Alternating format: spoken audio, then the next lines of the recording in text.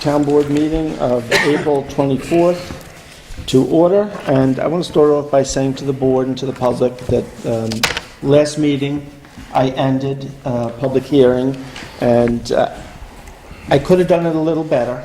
And I do know that sometimes I get a little short-tempered, so I do work on that, and I will continue to. And also, I think in the future, I'll have a list of the rules that we've always gone by and just have them there and read them. For instance, we've always tried to stick to a 2-minute time limit for each person, and I've already asked Jackie to monitor that a little better.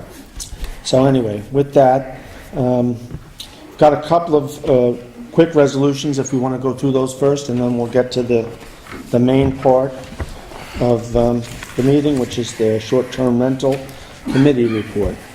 So with that, the first resolution, the noise ordinance resolution. Whereas the Woodstock Town Board proposes to adopt a local law creating a noise ordinance, and whereas pursuant to the New York State Environmental Quality Review Act, this town board declares itself lead agency and further declares no coordinated review is required. And whereas the Woodstock Town Board held a public hearing on March 20th, 2018, and reopened the public hearing on April 17th, 2018 to receive public comment, and whereas adopting a noise ordinance will enhance the quality of life for residents of the town of Woodstock and will have no adverse environmental impact. Therefore, be it resolved that the supervisor is authorized to complete and file with the town clerk a negative declaration of environmental impact. Be it further resolved to close the public hearing, and be it further resolved to adopt local law number 1 of the year 2018, and be it further resolved local law number 1 of the year 2018 will supersede Town Code Section 260-29A. Second for discussion. Okay. Did you get a second? Yes. Yeah, you got a second. So you didn't read the whole thing, though? You Oh, I'm not going to read the whole, no. I just put that in there. Yeah, okay. Well, I got a great big no. Okay. And let me say further that at our last meeting, I said again that a lot of the language, it needs to be changed, that there is information that should be in the law that's not mentioned, and that finally that I would again submit a written resolution that I believe fills all the gaps, which I am working on at home and have not, from last week till today, have not had time to finish. It should be done within another 2 days maximum, maybe earlier. Okay. And I will, of course, that's submitted to everybody here. And we'll wait for when we meet again for a considered response to my input. Thank you, Jack. Maura? Like the only thing, as I said, and it's half humorously, that the listing, the tape decks and stuff kind of dates us. But other than that, like I've maintained, most of it is dependent on the police department, the enforcers. Any law is as good as the people enforcing it. We have a bunch of pretty good people doing it. We're going to review this in 6 months. So if there's problems with it, we can take care of it then. Or sooner if need be. Or sooner if need be, so I'm good with it. Okay. Richard? I spoke actually to police officers and basically said, do you have any problem enforcing this? What's your feelings about it? And they welcomed it. So that's, from their perspective, even though it seems somewhat subjective, they obviously know when they get out of a car and a wave of noise hits them, what's extreme and what's not. So I'm pretty good with it. And one thing I'd like to look at as we go through the summer, though, is the 9 o'clock hour, in terms of some construction and things like that. It just seems to me we're pushing that a little bit far. We're giving people basically 14 hours. And it seems a little long. I think sometimes in the summer, you like to sit in your backyard and maybe relax and be quiet for a bit. But for now, I'm okay.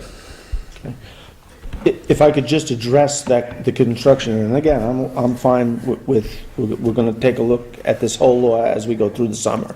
But keep in mind that this law doesn't differentiate between professional contractors and homeowners. And there are a number of homeowners who would come home after working all day and spend a couple hours on a project. So it's more towards an eye, you know, if it's a problem and we get a number of issues, we should take a look at it then. Yeah, I mean, the other side of that is, though, it's, you know, certainly construction folks got to do what they got to do. Right. But they're doing it every day. Right. Where a homeowner is probably doing something at night for a couple hours, and that's the last you hear of it. Correct, You know, so correct. that's the Yeah, situation. well, I don't think any contractor set out to work till 9 at night. Yeah. I have We never occasionally. did? I never set out to, but occasionally when the weatherman lied to us and we had a roof open, yeah, we worked till dark trying to get it closed in. No, I think it's just if there's something constant, that's all. Yeah, no, like with I you. said, nobody sets out to, in my opinion, sets out to work that late, so. Laura?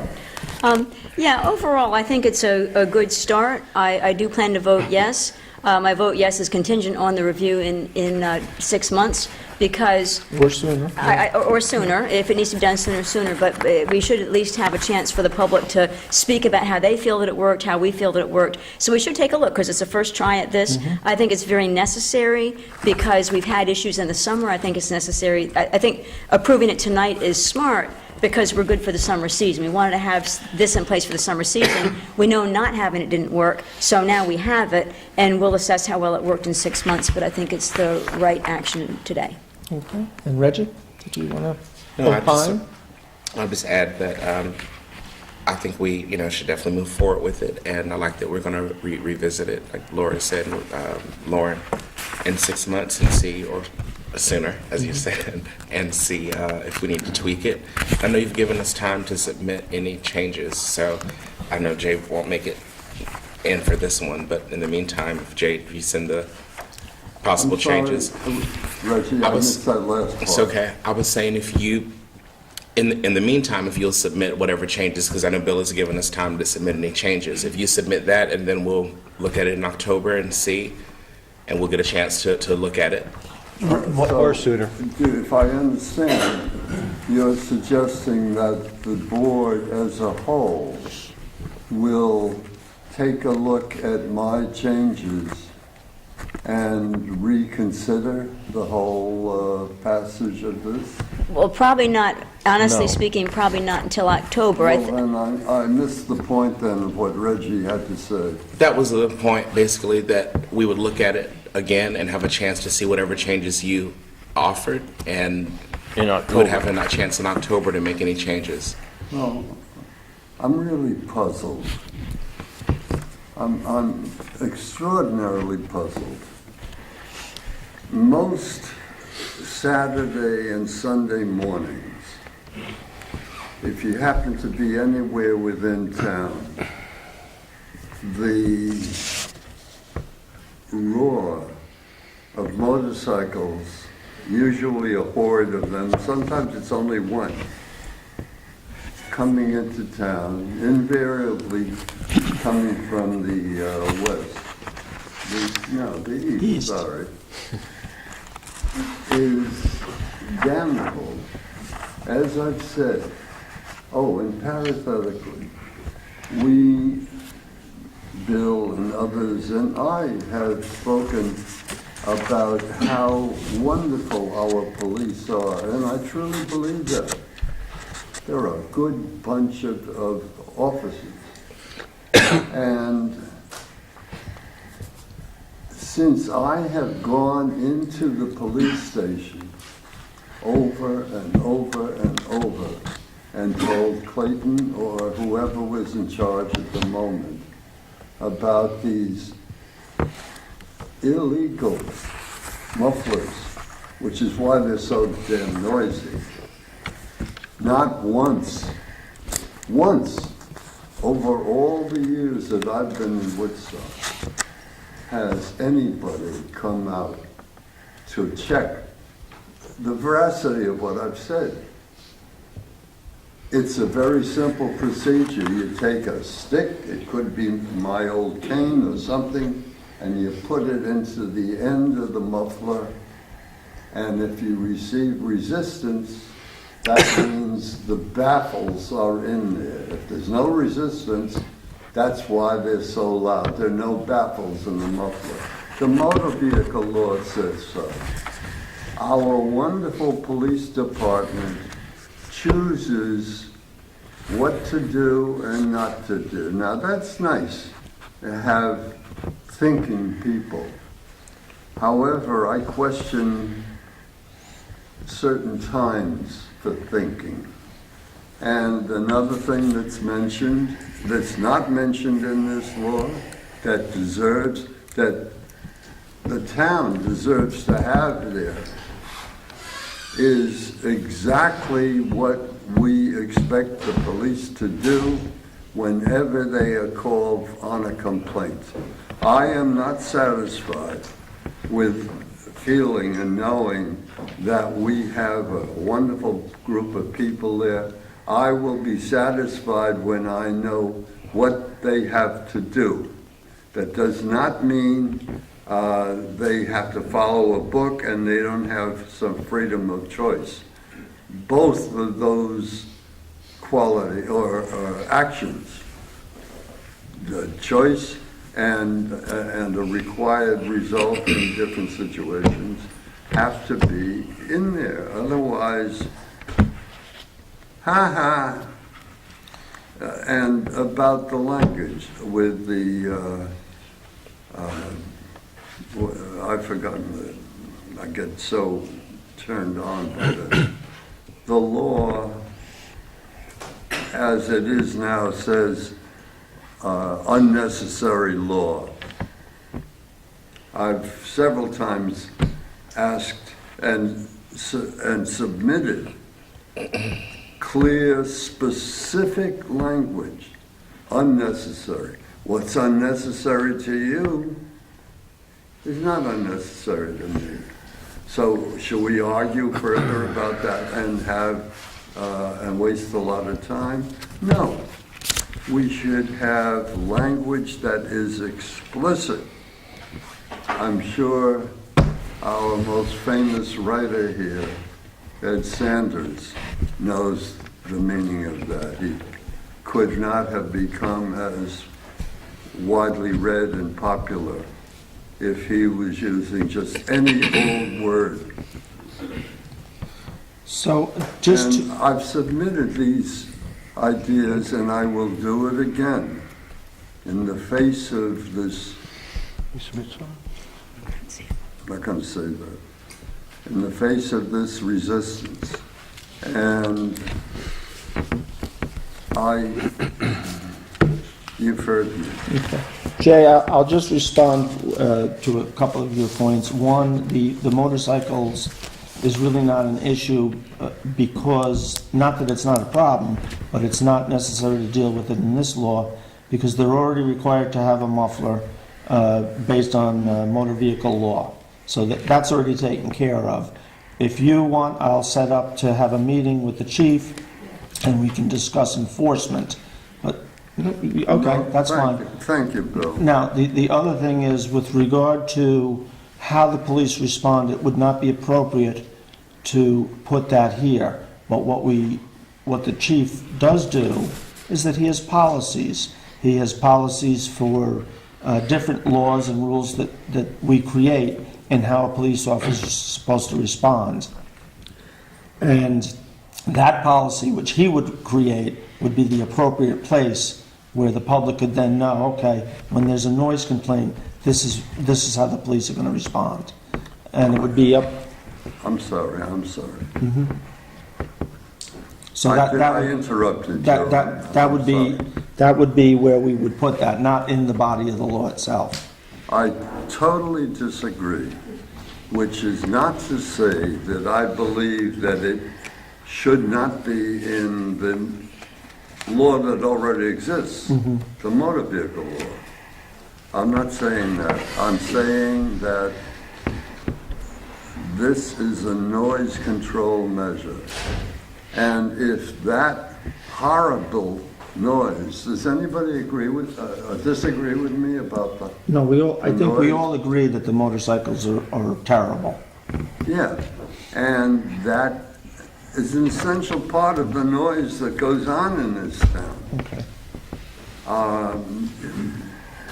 And considering the fact that over a lot of years, not once has the motor vehicle law been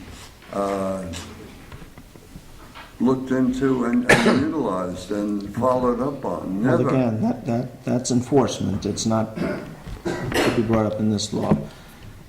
Why, pray tell, have our police department not followed up on a law that they're supposed to follow? Jay, you and I can sit down with the chief. That doesn't have anything to do with this particular law that's on the table now, and there is a motion. Can we call the So, question? does anybody else, give board one more chance? Anybody else? I would No? call the Okay. Then I call the question. All in favor? Aye. Aye. No.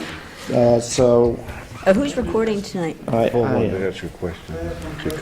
yeah,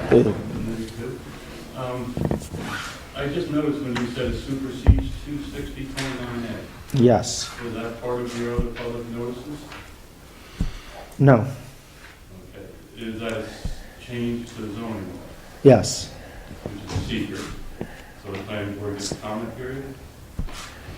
The attorney said no. I'll look into that. Okay, so then I said no. So the amendment to the zoning law would allow the planning board 45-day comment period for all zoning changes. The second question is, if not, then we as a planning board, when we have a use come before us that requires a special use permit, right now, it would be a cultural facility, a day camp, and those uses have amplified sound. Okay, so right now, we go to supplemental standard. Okay, that says that the sound could be in an enclosed structure, the structure has to be air conditioned, we can regulate different hours. You can regulate all that. You still Well, can. under what part? If you're taking 26929 away, which is the... A. No, A. A. A, that's the one part that deals with noise, being with fumes and odors and different obnoxious stuff in town. So if you take 26029A, which is the decibel section of the zone, okay? When you go to a supplemental standard, those supplemental standards are based on 26029A. So if you take that away, what do we base our supplemental standards on? What are they You based can still, I spoke with Therese. Paul, I'm not going to sit here and argue all day. We can look into this. Right now, Therese, the planning board has never noted decibel levels that you set out. Whoa. That you, whoa. I spent 8 hours one Saturday at the farmhouse sanctuary with Chris Anderson from the Investa Engineering. Right. Okay? Was it in the site plan? Yes, it was site plan, and it was special What- use permit. It was did special you- use permit did for the- Paul? It was special use Okay. permit for a farmhouse. Paul, So Bill, I don't want, you can't sit there and say we've never, did you specify a decibel level in yes, this? we do, and the This reason we is did. not what Therese told me. Well, then you go back to the farm, okay, we'll have to research the records, because we go back to the farm animal sanctuary file. They spent a lot of money for Chris Anderson to come there. We spent 8 hours. We set up 3 different points. And the purpose for that was to determine if their music for the special event was in violation of 26929A, the decibel section. I spent an hour and a half with, Chris did a whole report, okay. based on the decibel. So if we didn't use it, then Paul, the report is... I spent an hour and a half with the planning board clerks today discussing this. And the feeling was after the meeting that this would not So you restrict. talked to the clerks, but you did not talk to the people who sit at the table. I've had multiple conversations with John. And what did you think? John didn't know anything about it. When we talked last Thursday at the meeting, no one was... All right. Paul, I'm just saying... I'm happy to sit down and discuss this further with you in the office, Paul. Thank you. I just think if you would advertise it differently, have got a different response from the public, because this would have not been my first meeting here, Bill. Okay. Couple more resolutions. So if someone would second Can I this, just ask a question on that? Sorry, I don't want to belabor it, but where do you go from here on that question? That is- I'll talk again with the attorney. We'll continue this. 6 months, if you don't, if it doesn't work, then what, you're gonna go back to 26929A? No. You're changing the whole zoning. No. law. You're rewriting We're the not, zoning. law. we're not. You are too, because you're amending the law. We're not changing the whole zoning. You're law. taking 269, you have to take out every other section that pertains to it. You can't leave a section in that deals with the noise section of the law and take the noise regulations out. Paul, we can sit down. Paul, we can sit down and talk about this. Thank you. Okay, thank you. Be it resolved to accept Kathy Longyear's resignation from the Justice Court as of Friday, April 20th, 2018, and further be it resolved to rehire Kathy Longyear as part-time court clerk as of April 24th, 2018, at a rate of $20.45 per hour. Second. So, you know, we went through this about 2 months ago. There was some issue with Kathy and the deferred payment fund and accessing money. So, enabled to access this, she has to resign and then be rehired. So that's the rationale and the reason behind this. All in favor? Aye. Aye. I'm sorry, Richard, did you? Who? Laura. I second it. And we're damn lucky to keep her. Yes. Absolutely. Absolutely. Be it resolved to waive the fees for the library's net zero presentation at the Mexico Hornback Community Center, May 21st, 2018, provided that the meeting is free and open to the public, and provided that the space is left in the condition in which it is found. Second. All in favor? Aye. Be it resolved to hire Chris Maragudakis, full-time seasonal summer help for the maintenance department at $13.34 per hour, starting in April 24, 2018 through July 22, 2018. Second. All in favor? Aye. Aye. Aye. And last, be it resolved to hire Gerald Mellon, part-time seasonal summer help for the maintenance department at $13.34 per hour, starting April 25th, 2018. Jay, was it a second? Yes, aye, yes. All in favor? Aye. Aye. Okay. Richard, I am going to turn this over to you now. Well, I'm not really running it, no. Okay. No, I told you that. No. Okay. So, But, I'll get it started. yeah, that's what I mean. Tonight, we're going to discuss part of a report the Short-Term Rental Committee has submitted to the town board. Let me thank the committee, Ed Sanders, Paul Schultes, I saw Lori here, Lori Obersacker, Kerry Muldoon, Mr. Rose, and myself. Richard, could you please open up the volume a little Okay. more? So let me first thank the committee, because there's a lot of work, and there's a lot in here. We're not going to get through it all tonight, and this is just, as we saw it, a discussion to start us off. There's no decisions being made here tonight, as I understand it. It's basically to let the board to start airing out their feelings and their opinions on a number of the things the committee has put forward in a basic overall STR framework. So the first thing we're going to do is to go through about 20 points or so that the committee has set forth. They're not necessarily in order, but they all relate to the beginning of regulation on the short-term rental market. So we can begin with number one and see if we're all in agreement with that one, which is simply the definition of short-term rental is a dwelling unit or rooming unit rented to transient guests for less than 30 days. Okay, and just clarification, that includes a hotel? That would include a hotel, right? Because that's a Does. dwelling room unit rent to transient guests. So a short-term rental does include Right, hotels? But the last time when we discussed this, when we made a presentation a couple months ago, there was people asking questions about, well, I go to Florida for the winter and I rent my house out for 3 or 4 months. That doesn't fall under this, okay? It's a long-term rental. It's a long-term But rental. that wasn't my question. My No, I question. know. No, Okay. I said yes. Oh, I'm sorry, yes. So would it be good to mention it No, includes they'll say yes. hotels? I don't know whether other people would have the same question. No, there's stuff in, we don't have a hotel, for one thing. And second thing, there's already stuff in the zoning law that approaches some of this stuff. So- Well, okay, just if I had the question, others could have the question. So you asked if anyone had a question number one. My question was, does it include hotels? You said yes. And I just thought it might be handy to note that. That's all. So I would just add, and because Richard and I talked about this earlier, I think the hope tonight was that we would get through the bulk of the first 3 pages and agree with concepts, not necessarily iron out all the fine details. Specific wording. So there may be things that, Well, the concept, that is kind of a concept, is does Yep. it include hotels? And the answer is yes. and the answer is yes, and there are definitions in the zoning law for that. Okay, okay. What the committee envisions, number 2, is that there be a registration process.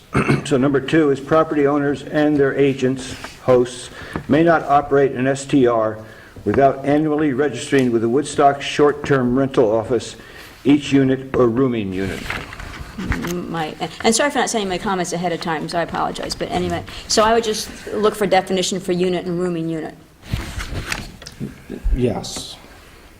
But you're agreeable to the... I'm agreeable to the concept, yes, but those terms should be defined, I think. Well, okay. We're not going to discuss an actual number tonight, but in our discussions with Airbnb, the lawyer from Airbnb way back, they actually turned us on to formats from other towns where the towns have actually limited the number of units that can be rented. Okay? You put a cap on it, in other words.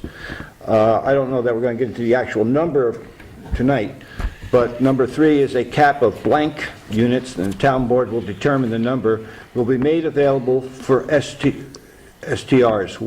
Once cap has been reached, a wait list will be formed on a first-come, first-served basis. Just let me interrupt you for a second. I do have, there are 4 additional copies. If anybody wants a copy of this, come on up and, I didn't make too many of them. I didn't know how many people, but help yourself if you want to take them and hand them out, please. I can also ask Kerry to put it on the website. Yes.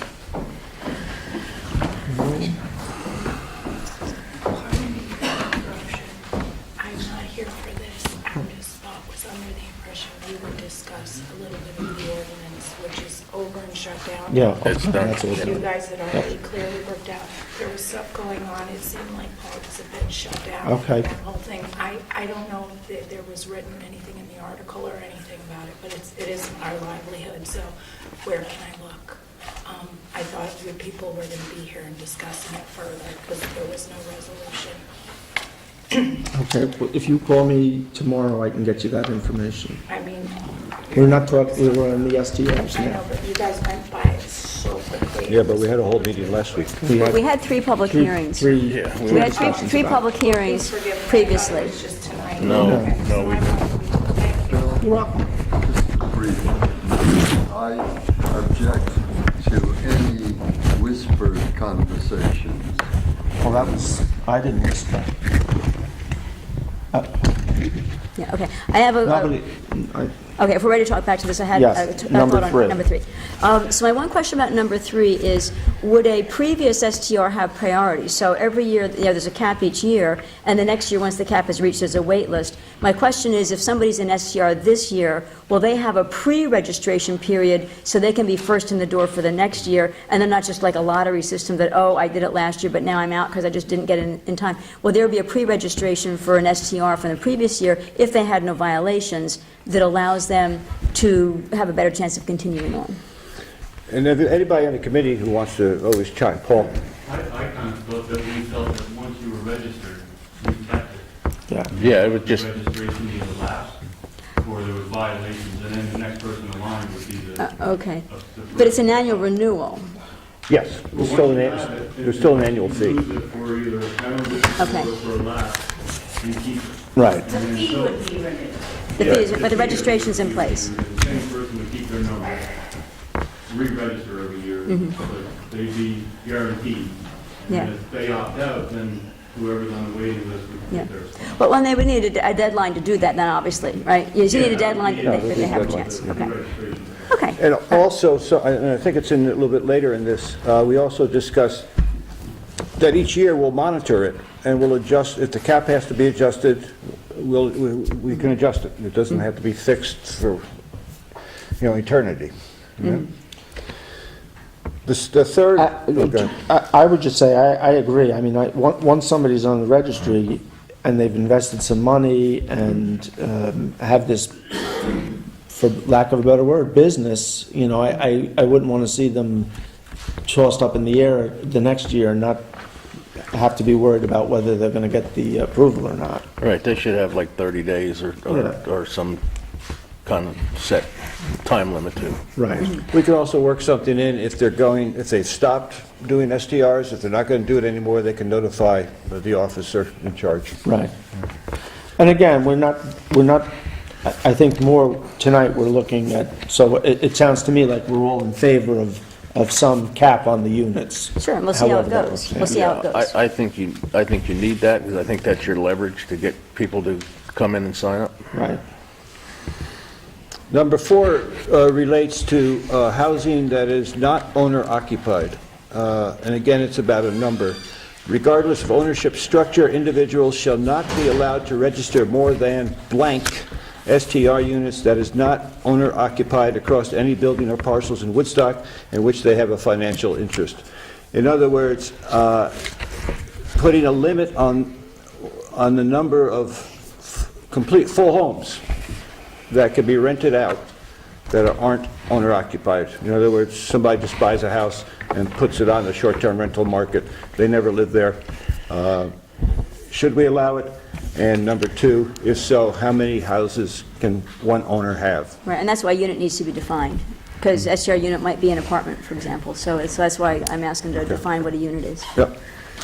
Yeah, but I'm fine with the limit per Any person. questions? I'm fine with some limit. And I'd like to see a lower limit than a higher limit, simply because, one of the problems I do see is where either one person or a group of a couple of people are coming in. I don't know that it's happened in Woodstock yet, but I've seen in other communities where they're buying up 3, 4, 5 properties and creating these mini hotels spread out over an area, and I would hate to see that happen here. It's one thing for somebody to buy a home and then rent it out part-time to help pay the bills or make a couple extra bucks, so. But yeah, I'm in favor of that. Anybody else? No. 5, due to accountability and effective enforcement concerns, only property owners will be able to register STRs, with the exception that a renter may register one apartment provided that A, the apartment is their primary dwelling and the tenant submits a primary residence affidavit, B, along with their registration application, tenants must provide a notarized copy of a landlord-tenant STR permission letter signed by the landlord and tenant's contract information, and a notarized statement of permission by landlord allowing tenant to rent apartment as STR and acknowledging by the owner of their liability for inspections and any fees or code violations. Basically, it's a long way of saying primarily homeowners get to put a place on the market. However, a long-term renter who's been there a while, maybe it's another cottage on the property or something like that, could do it if the landlord agrees to it and then all that paperwork is done. That I don't know that it's going to be coming up that much, but it's something we considered. Anything else? Do you want to take 2 minutes and see if there's any comments on the first 5 from the public? Sure. Anybody have any Or they can thoughts, just raise their questions, hand as we go comments? along. See. Hey, I'm fine with getting some feedback from the Oh, we public. have a As hand. Yes, please forgive me for my complete ignorance about this whole zoning thing and the sound room. What it Oh, no, this is about the short-term rental issue. I was just wondering in layman's terms, so I'll call you. Yeah, and we'll talk tomorrow. Figure it out. I just wondered if those meetings were private or open to the public. No, they weren't They were open and publicized. publicized. So I was half Any comments about STRs? Okay. And again, we're not necessarily going in order here, so if this occasionally feel like we're jumping around, it's probably because we are. 7, if a registered... Here's 6. Oh, There's a good question. that's true. We're not going to tell you. It's the secret. That's the secret part. We're going to catch up, we're going to make everybody's money. 6. Sorry. If the registrant violates, you had to notice it now, right, in front of the public. If a registrant violates the terms of these I had the regulations, question mark next to it. as well as those included on the mandatory tenant handout, we'll get to that in a minute.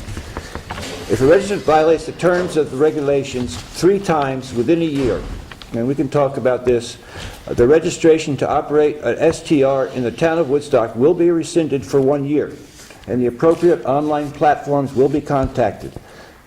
After the year, the registrant may reapply for registration. Yeah, and I was just adding the comment, as a new registrant, they should be, realize they're coming in as a new registrant, they won't have the same privilege that if they'd continued on. Well, but then, I mean, like we said, once you've registered, you get first dibs the next year in terms of being part of the No, count. you're out of the system. Right, so I just think if you added the words, as a new registrant, you can reapply for registration as a new registrant. You don't have to add those words, but I think it would make it super clear. So basically, and it's part of the noise ordinance, actually, and some other things, which we'll have to get to, but if there's a problem at home, if you're living next door to somebody and every weekend there's new people in there and there's more partying going on every weekend, you know, it's a way of controlling what's permitted and also getting rid of the bad apples in the system. I should add, because it talks about online platforms. One of the problems we were facing here is, because there are so many, how do we track them down? How do we know where everybody is? Okay? How do we know that McKenna here is renting out 3 apartments or something, 3 cottages? And, you know, how do we know this?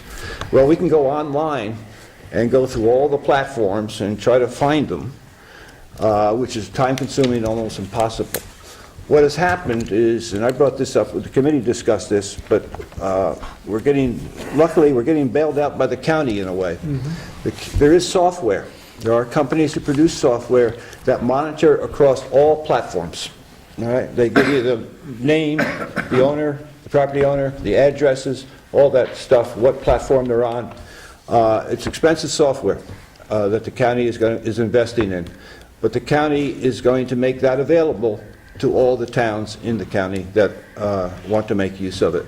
So we will have a way of tracking everybody, which becomes important when it comes to registering these things and making sure we got an orderly control over it. I don't know if they're actually going to let us use it, or if they're just going to, I think really they're going to provide us with the list, and it'll be, I Well, believe, whichever they work. Yeah. There's a committee being formed that's going to discuss how it's going to at work. the form, and I believe that they're looking at it, getting it updated on a monthly basis. Yeah, So this is going to be, they bought the Cadillac version of this. I think it's $25,000. So we'll be able to do that. That was one of the things we wrestled with as a committee. We're going to talk in a minute about having a short-term rental officer. How is that person going to know who's renting what? All right. This computer software that the county is purchasing will allow us to do that. Dave? I just had a question about when you were determining who would get these licenses or whatever.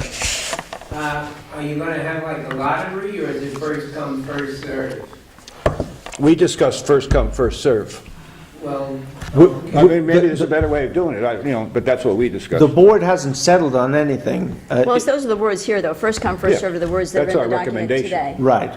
All we've settled on is that there should be really some cap, some limit. And again, that'll all get fleshed out by the board and by the committee. So if you have opinions on the best way to do it, we're all ears. I was just curious how you were going to do it, because it seems to me one way may be unfair to some people, and, you know, like some blowback from it. Would you think a lottery would be better? I don't know. I'm just just asking the question because I wasn't. Well, until we get the list from the county and get an actual total, maybe the total will be a lot less than we think, and our cap would be, whatever is existing at this. Do you have some ballpark figure for a cap? Did the committee come up with that? We had kicked around ideas from like 200 to 300 to 400. Norm? I could just Oh, hold on. sorry. I'm sorry. We do know, Dave, that in Woodstock, through just Airbnb, and it is 250 units. Okay. Now, they could be on multiple platforms, but Airbnb has 250 Woodstock listings. Paul, and then Paul. Are you Norm. suggesting a limit on the number of vacation rentals in Woodstock? We would have a limit on, what the board is talking about is to have a limit on the number, yes. On the short-term rentals, less than 30 days. Yeah, of course. Wow. But will there be any preference to owner occupied? Yeah, you'll see that coming up. But I mean, okay, because you talk about the cap and it's first come, first served, but item 3 does not say that owner occupied would have a priority. Well, we can make it a priority if you want to. We didn't say that. Okay, But that's, we do charge different fees.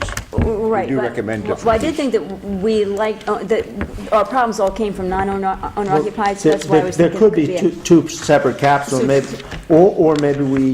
the owner occupied, we don't put a cap on. I mean, That's kind of again, my thought, because we're trying to solve a problem, and owner occupied, I didn't know we had any problems with owner occupied. Yeah, well, we had also discussed at one point not folding the owner occupied into the number of Well, the right, that's what cap. Bill just said, is not, Yeah. so that might be something that yeah. The only problem with that, and this goes to your question a little bit, Norm,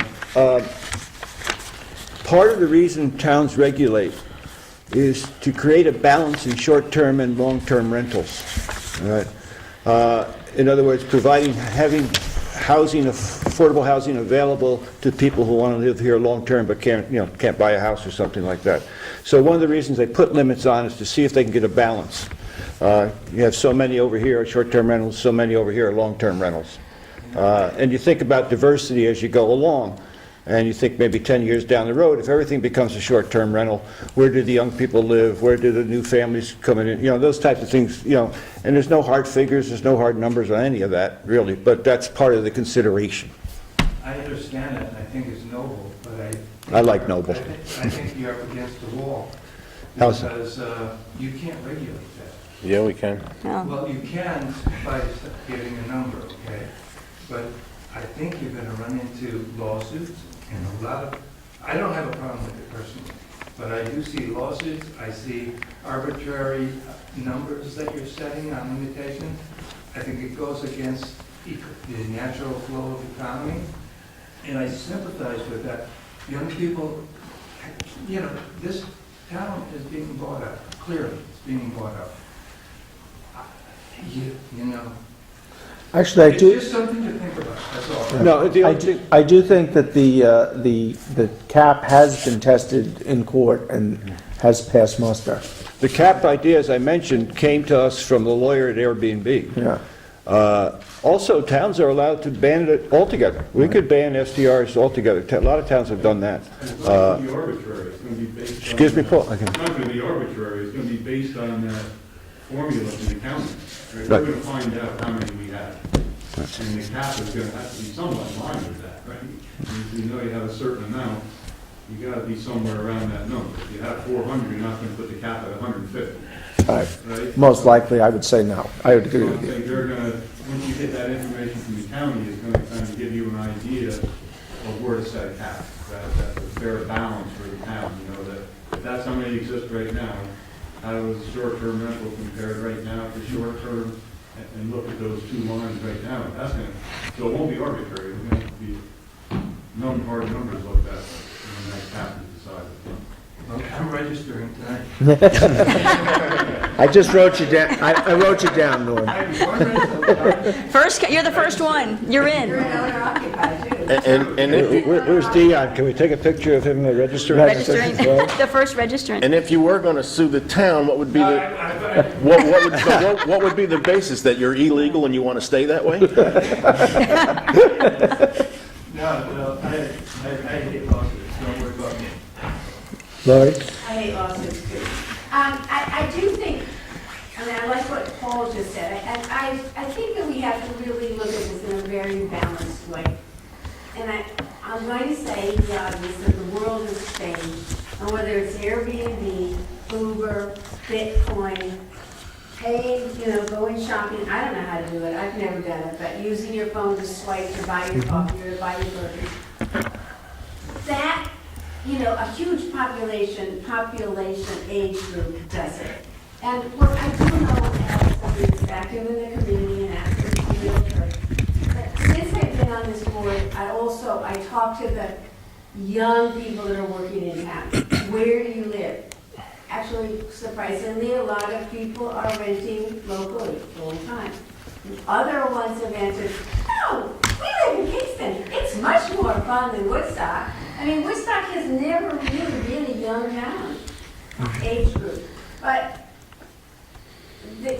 my other point is with this new changed economy, so many of the people that have bought homes are in the 30-something to 45, 48-year-old group.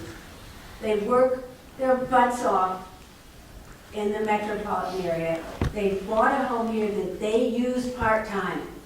They come up 2 weekends a month, once a month, book it, for themselves for the month of July with their kids. But in order to pay taxes and their mortgage, they are participating in this new economy of Airbnb or whatever, the short-term rental. That's not going to go away. So I think, and they are the next generation of people. Their kids are going to school here. Some of them are making up their minds. For the month of July? Wait, I'm not going to court. Yeah, some of them aren't, but some of them are. Or they're saying, are we going to now make Woodstock our primary residence and have the kids go to school here or not? There are in this town. All I'm saying is that the people that are renting are not renting to make a profit. They're short-term renting. By and large, I'm sure there's some exceptions, but by and large, they're short-term renting so that they can also be here. Right. I do want to remind folks, because we've said this numerous times, presently, right now, you cannot rent a whole house out under most circumstances in Woodstock. It's illegal. Yes. On short term. Short term. And this board, the committee, has all talked about loosening that up a little bit. So there's nobody up here who's screaming, let's shut this down. And I think we all need... I'm just talking about the cap bill. Yeah, I know, but we need to keep that in mind, that all I'm talking about. I think we all recognize that this is a new century, it's a new time, new economy. But mentioning 200 units, We're not talking about units, we're not talking about, right. we said at the beginning, we're not talking about numbers tonight. Leah? Member of the generation that you're talking about. So I am somebody who does indeed, I use my phone to pay for things. I have used Airbnb before when I've been traveling. I just moved out of Washington D.C. after 5 years there to move home to Woodstock. I love Airbnb. I think it's something that is incredibly useful. Like I said, I have used it. However, I do want to point out that there is a severe problem in the effect on the value of property, which is that property values in Woodstock are rising, and long-term residents. We're talking about attracting new term people. We're talking about bringing new people to our communities. And we're talking about the 30-year-olds, but at some point, those people are actually not my generation. I'm of the generation that's anywhere between 30 and below, and we have less purchasing power. We have less money. We have almost no savings. Only 2% of the country has even a decent amount of savings. My generation certainly doesn't. And we are less likely to be able to afford to buy a car, health insurance, or even a home. The value of property is rising, and we're seeing even long-term residents who are older than myself being forced to leave I know of a young couple who just moved to Kingston because they said that they could not afford the property, they could not afford the property taxes here. As much as I understand that we want Airbnb, and I certainly have no issue with it, I have an issue with the fact that it is driving people actually out of this town, and it is only allowing certain people within a certain economic bracket to be here. So I would say that in terms of a cap, whatever the amount within the county is, my comment is do something a little bit above that, but a cap is necessary because the fact is that it's going to come to the point where you only have a certain economic bracket, and in terms of building a community, a diverse community, that doesn't do that. That actually ruins the community, because what it does is it pushes out long-term residents who have been here, who have built their lives here. My own mother is being forced to sell her home because she can't afford the taxes. That she's been here for over almost 30 years. I was born and raised here. It is ridiculous that I cannot come back to this community and buy a home, buy a car. So as much as I understand that there is a reason for having this, and I will say again, my mother even did Airbnb to try and stay in her own home. There are severe detrimental effects to a short-term rental economy. So yes, they're here to stay, but I know that we're not discussing caps tonight, but whatever that number is. Well, we're not discussing the number, we're discussing the concept of whether to have one or not. I absolutely, there should be a cap. Okay, thank you, Liam. Ed?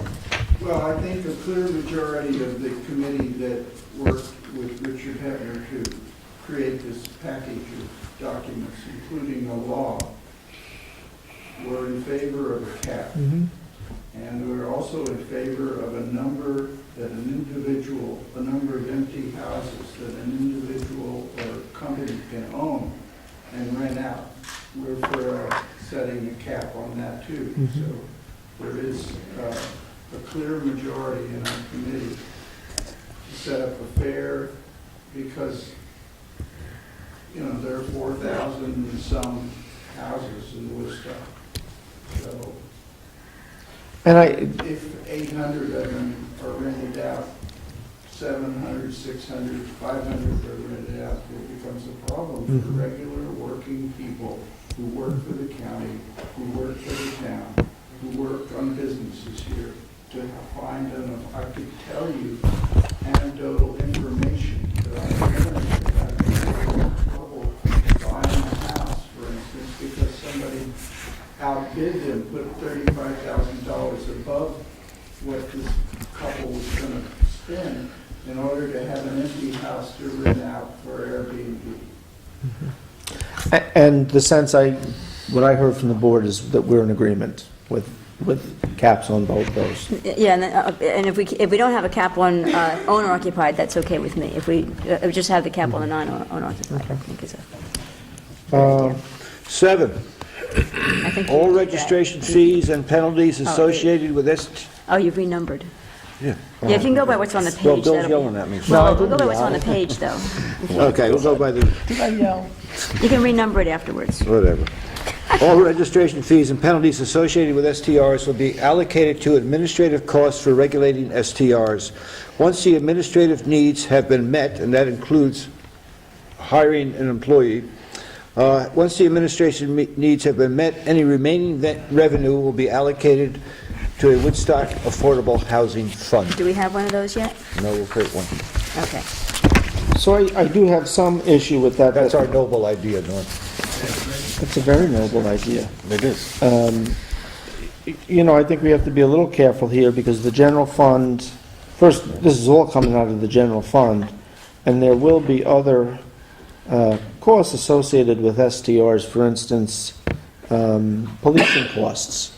You know, with the increase in STRs, there may be an increase in the calls that police get to respond to that. Also, maintenance. I mean, the more folks that come through town, the more you're dealing with garbage pickup and other issues.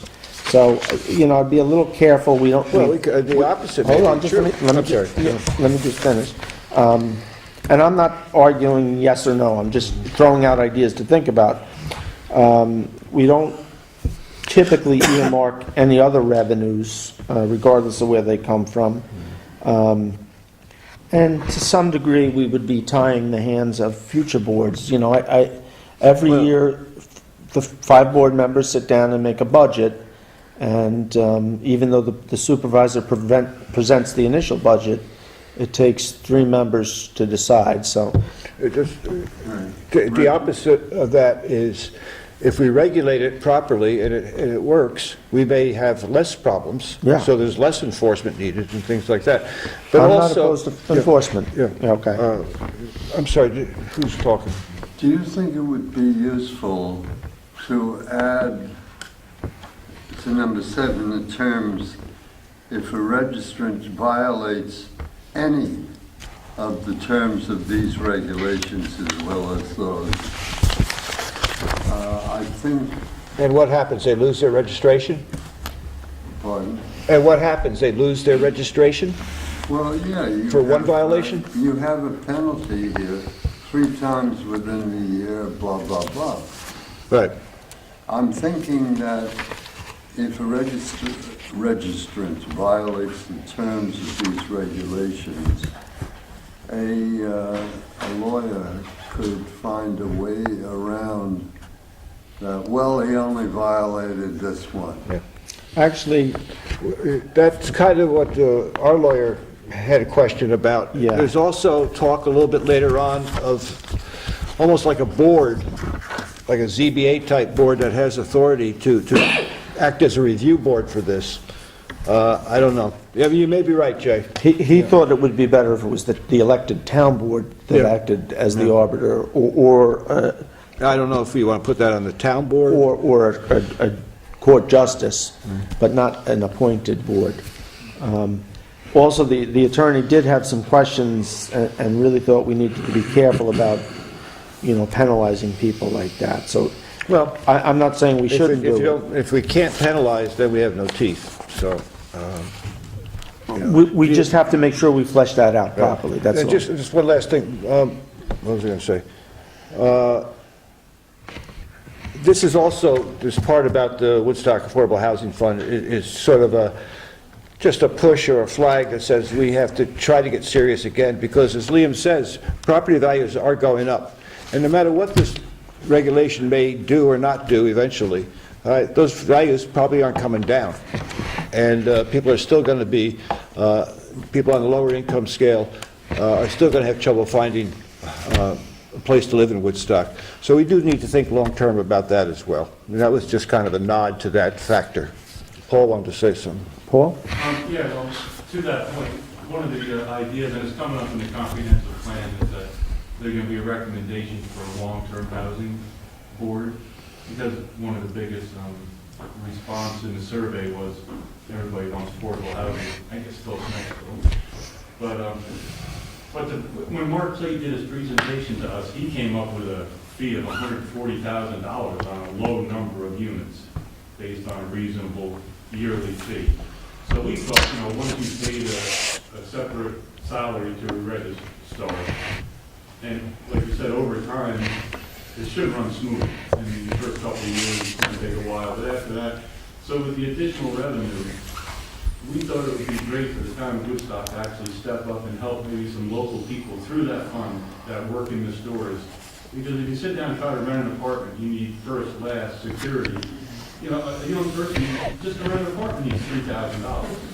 And that's a big step for someone that's working in a retail store. So our thought was, if we have the additional revenue, now if he collected, so I hope it doesn't end up in a line item in the general fund. Because it's a separate fee collected for a separate purpose, right? So I don't know how that works, but I would hope that that fee doesn't end up getting rolled over in, like the cell tower and all the other goes into the general fund. And that we can actually use the money that's collected for people that are making a revenue on long-term rental or short-term rental and help people with long-term. Because those are people investing in it for the short term. It would be nice to see some of their money help the young people get set up in an apartment. And they work in town, they live in town. I mean, there's every qualification, but the idea was that this board helped. Let me clarify what I really meant, what I said. My bigger issue was with dedicating all the costs to regulating an the STR administration, because again, there are other costs associated in the general fund, like the police. The idea of an affordable housing fund, I think, is a great idea. And actually, this is a little off topic, so I'll just briefly mention it. But Deborah Dewan has talked to me. There's a tax, I forget the name of it right now. I know Red Hook has implemented it on houses over a certain, maybe the median cost, but you can set this. We've looked at that too, Tom.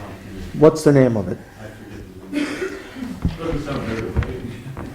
So it doesn't sound what? Very inviting. Oh, it's like a luxury tax on, Yeah, when you buy a house over 700, pick a number, Some number. 750, then you pay more than everyone else. There's a little bit of a tax. But what we could do is, so what Red Hook does is they use that to buy open space. Woodstock's pretty fortunate in that we have a lot of government property that's going to be designated open space forever. But the thought was that if we could take that money and use that for affordable housing, that would be a worthy cause. And I do know, and Paul, you're more on the forefront with this, but it sounds like, along with open space, affordable housing is a big issue coming out of Two big ones. the two big ones. Well, one of the things, though, that I want to clarify this, we heard those same things with Rupco. You know, Harry Baldwin made it sound like there was going to have to be a SWAT team if they moved in. You know, you were going to wait on 375 for another half hour. You know, Woodstock School was going to be inundated with kids. So, Paul, None of that has come true. you sat through the whole thing. You heard every complaint. Did any of it come true? No. There's no traffic at Playhouse Lane. The bog turtles are safe. But the planning board, and I was on the planning board at that point, did a wonderful job. Fantastic job. Listening and, I don't want to say Mitigating and making sure that it was a great project. But, right, working very diligently. Absolutely. So that those, issues like Absolutely. traffic and. I just don't think the short-term rental is going to add that additional revenue to those certain line items. Like, Clayton's not going to hire another police. No. The number that are there already. Yeah, So what you're going to deal with the noise issue is always going to be your big one. right. That's parking, I've seen a year or two. Okay. So I think we all like the idea, though, of some affordable housing fund. Did I hear that? Yeah. tax credit or something would be nice. But I think part of our hope was, as Paul mentioned, is that coming out of this somehow, or coming out of the comprehensive plan, is that we, whether it's through committee or however it gets established, that there needs to be a long-term commitment to some type of action on affordable housing. Because this, regulating STRs just isn't going to do it. It's not going to solve the problem. So. Look, I'm not going to say I have any answers, but I fought long and hard for Repco. So I'm as committed as anybody to see them. I think that project has just brought diversity to our community, wonderful new residents. You know, I remember saying, anybody who moves to Woodstock, on that day, they become a Woodstocker. And a lot of them are great Woodstockers, so, anyway. Number 10, somewhere within all this, there needs to be, and Ed's actually been working on a law, and I think I sent it along. Property owners, management firms, etc., found operating STRs without proper registration may be fined. I'm fine with that one. In other words, if they go through the software and they find somebody is operating without having registered, through town law, there would be a fine assessed. Any objections to that? Okay, 11. Where applicable, owners of owner-occupied units must sign an affidavit that the registered unit is their primary residence and provide documents, etc., demonstrating compliance with this residency requirement. And it goes on what type of IDs. Yeah, I was confused by the term "where applicable." Where would that not be applicable? If somebody says they're owner-occupied, why would you not require those things? So I thought the words "where applicable" could get stricken. Which is the same as what, when we do the accessory apartments, they have to say, it's the same. So just like accessory apartments.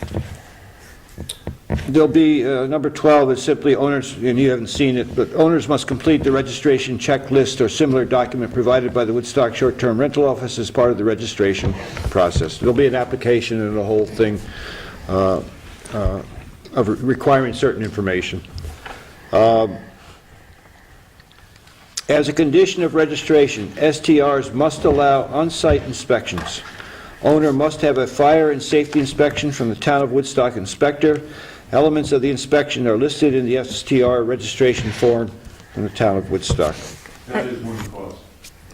What's that, Paul? Huh? That's one cost that would be in the Yeah. line item budget. Right, except for the fact that But we'd be billing the, there could be a fee for it, though. Yeah, there could be. There is, There could be yeah. a fee collected, and probably should be a fee collected for that, so it'd be self-funding, so to speak. So you're right, I agree with you, it'd be a line item in the budget, but it may be, in addition to the registration fee, you have to get your fire inspection fee. I wouldn't be surprised if that were separate fee. And part of that, and if you read a lot of the literature too, or a lot of the comments, or a lot of the stories written in newspapers, is concern for the safety of these people who are coming here. Sure, And you know, they don't know, you know, are there smoke detectors? Are they, do the batteries work? Are there carbon monoxide detectors? All those things. And, you know, exit area, you know, how do you exit the house in case of a fire and things like that.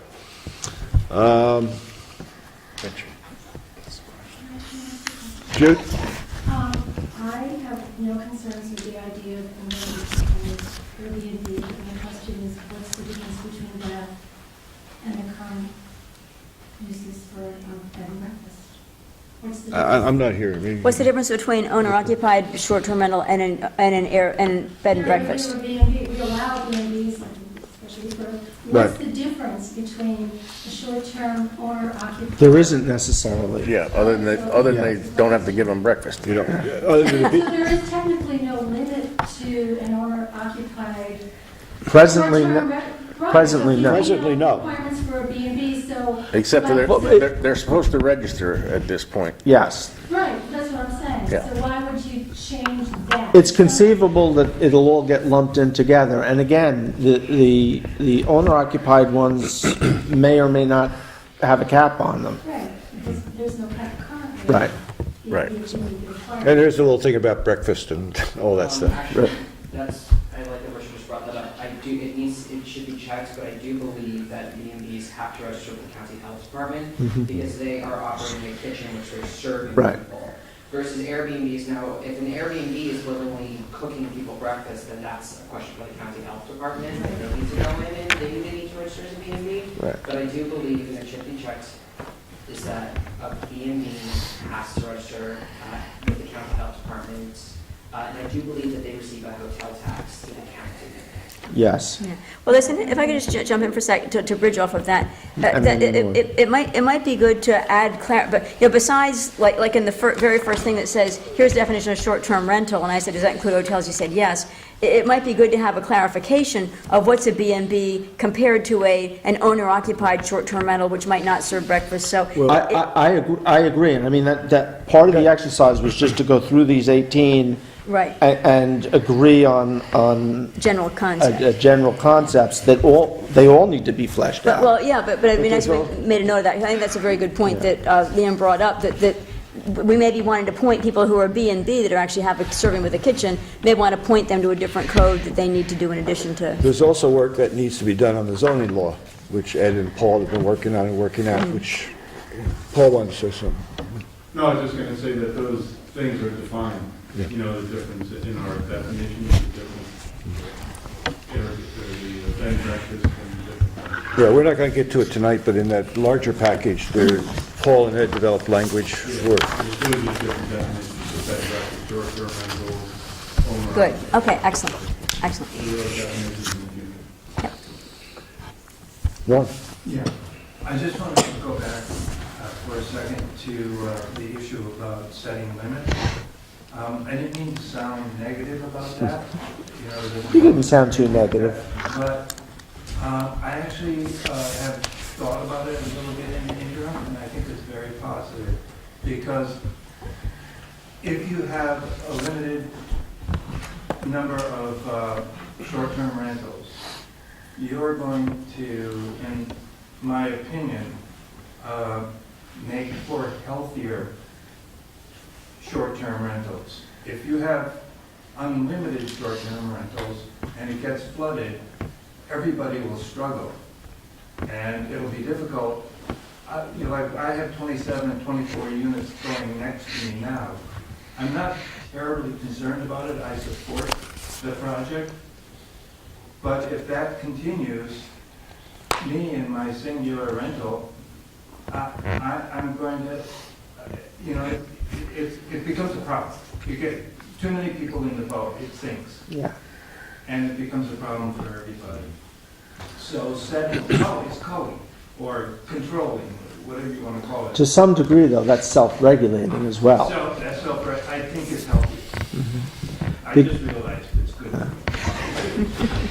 One thing about the limit, and the committee didn't really discuss it, I kind of thought of it after the fact, but let's say, I would be willing to consider also, in terms of economic, on an economic need basis, if you have, say, a senior citizen who has a cottage out back and relies on that income really to support him or her, all right, and they miss out on the limit or something like that, they can show a reason they need that income. There could be exceptions to that limit, economically. We don't want to, take people's income away that they live on. Well, they'd be owner occupied then, correct? Yeah, that'd if be they're on owner the property? occupied. Yeah. If we did put a limit on that. Yeah. Which one are we on here? 14. I think 14. A registration number will be given to each owner per dwelling unit. This registration number must be displayed in the dwelling unit and be featured in any ads advertising the unit, such as on Airbnb, VRBO, those types of things. Again, actually, this came from Airbnb. It also makes it easier for the town to track. If they see a listing in Woodstock and there's no registration number list on that advertisement on Airbnb, they know that person is probably operating illegally according to these regs. Sounds reasonable. I'm assuming if nobody pipes up on the board that That's good, I'm good. we're in agreement Yep. with the concept. Failure of owners or their representative to adequately respond to inquiries by the town of Woodstock within a 24-hour period shall be considered a violation of these regulations and may be subject to penalties. I'm piping up now. Yeah, so I'm concerned with the 24-hour, here's the, if I can state the overall issue. My question is, the 24-hour period may seem reasonable, but sometimes you think somebody got the message, but they didn't get the message. Like, I might have sent you an email and you might read it a week later, or I might leave you a phone message and you might pull it a week later. So the 24-hour period, the clock needs to start when the person got the message, not when you left the message. So 24 hours seems like a short period of time, because how do you know the person got the message? It's too short a time. If you send an email or left a voicemail, the person could have pulled it a week later. So then you could simply not pick up your phone and would never have to deal with it. Because you could say, I just never got the message. Yeah. And then it's But you can't say it's a violation if, Well, I mean, maybe somebody's traveling and they, well, so, then they should have somebody Yeah. maintaining their property for them. The application calls for A contact. not only the owner's name and information, cell phone, whatever it may be, but also who's the responsible, who do we contact in an emergency, right? Well, sure. And they must respond fairly quickly. but so the inquiry And needs if to, they don't, I mean, because that's the problem. Yeah. If you get a noise complaint to the police, and the police contact the owner and nobody does anything, you're violating. and I'm not concerned if the police successfully contact the owner. I'm concerned with the wording, because it could include times when the owner never got the word through whatever reason. So what's the check and balance to make sure? When you say inquiries, I will only be happy if there are words that are clear that the owner got the word, not just you threw a lob over the fence and you know where it lands. I'm an owner, I should be responsible enough to check, because but I'm running a business here, okay? And if I'm going to be irresponsible and not check messages or anything like that, then maybe I shouldn't be in the business. That's my point. Okay, let me ask you a We're talking question. about safety here, we could be talking about fire, we could be talking about lots of things. Okay. that you just can't ignore. If you got people living in a house. Yeah, I'll you take a gotta turn pay- after Bill's Let- done. We'll let- have another let- turn after Bill's done. Bill's next. Let me ask a question, because I also think 24 hours might be a little too short. Do we all agree, though, that there should be some time limit as to when this becomes an issue? Reggie, you look like you're in agreement. 24 Sound- seems short, but maybe, I mean, no, but there is some reasonable number. And like Right. Richard said, if someone's And staying again- in your home, someone needs to be able to find Right. either the owner or someone who's their representative. And I agree that everybody should be providing an emergency contact regardless of whether you're owner occupied or not owner occupied, so. Yeah, I think there Yeah. needs to be some clarification of how the inquiry is made. So you have a registration sheet, it's got your phone number, it has an emergency contacts phone number, it could have your email. If somebody has inquired in every way that sheet provides, then say maybe 48 hours is better. But if somebody has only done one of those ways, I mean, depends on where I am. You know, sometimes I'm easier to reach by phone, sometimes I'm easier to reach by email, and it depends, because I juggle, you know, not that nobody else does a lot of stuff, I'm sure other people do, but I do juggle a lot of stuff. I believe I am responsible, but I am juggling a lot of stuff, so I get to something a little later. So to say, well, if you're going to be responsible, you know, whatever. So I think 24 hours is a little tight, and the way of inquiry needs to be spelled out. How will the inquiry be made? So if I am an Airbnb owner, I know you're going to try to contact me by phone, or will you try every method? I need to know how you're going to... Again, you're, to the concept you're open to. I'm open to the concept as long as there's clarification of what the inquiry Well, will... again, I mean, how somebody will contact We me. keep That saying, needs to be... all these need to be clarified, they all need to be And that would worked out. depend on how you filled out your registration form. Right. How you Yeah. want to be And I contacted. do think 24 hours is too tight. Yes. Well, you Well, know, if there's an emergency, I don't think 24 hours is too tight. I don't think 24 hours is too tight at all. If let's say somebody breaks the sliding glass door out of your house and it's 10 below, you want them to get a hold of you 24 hours, or you want to wait 48, or, you know, But you're talking about violation and penalties, and life happens. So that's Well, my point. I don't want to belabor it, but if next door to you is a party going on with 20 people staying in a house with 3 bedrooms, okay? And they're violating the noise ordinance. Right.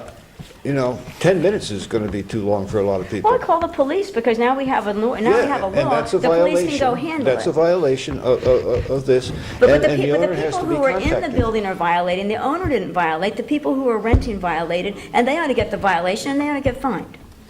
No. I disagree with that, but we can argue that later. Yeah.